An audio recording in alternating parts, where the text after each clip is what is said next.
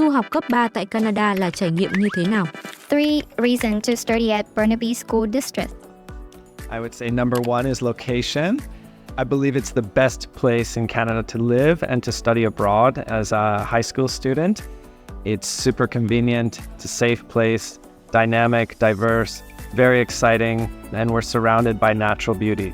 Number 2 is academic support, especially for international students. We have wraparound support. I have staff in each of our secondary schools embedded that are just there to take care of international students. The teachers are always there for them, they're academic counselors, so really good support for international students. And number 3, there's a lot to get involved with in the schools. We have elective courses, which Vietnamese students love, that they can choose courses based on interest. We have lots of sports, lots of activities, lots of clubs. So there's so much for students to do. And what are the differences between AP and regular courses? AP is like an add-on program for students who are excelling academically and more of a challenge. AP is a program created by the College Board, the creators of the SAT test. So it's a little bit more academically rigorous and challenging, and if students do well, they can also get university credit for doing those. And we actually have the largest AP program in Canada. All of our secondary schools, they have AP courses, and 2 of our schools have the AP capstone program. And how many intakes are there in a year?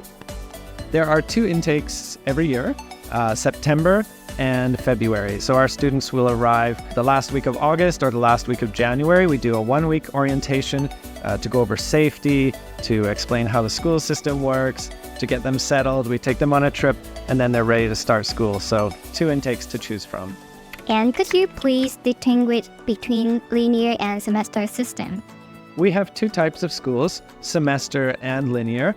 Both of those schools have the same school year, September to June, just like Vietnam, 10 months. But in a semester school, you will do 4 courses from September until January, and then 4 different courses from February until June. With a linear, you do 8 courses from September right through to June. So there's advantages and disadvantages to both. Some people like one or the other. One thing you'll hear for international students is that sometimes a semester school is helpful for them in terms of progressing through the levels of English. But what we do in Burnaby is in our linear schools, we also semester the English courses. So I would say either is a good choice. They will be fine at either type of school. So we have both. And what are the requirements to study at Burnaby School District? I would say that the type of student that we are looking for and the type of student that will be successful is somebody that's already doing well in school in Vietnam.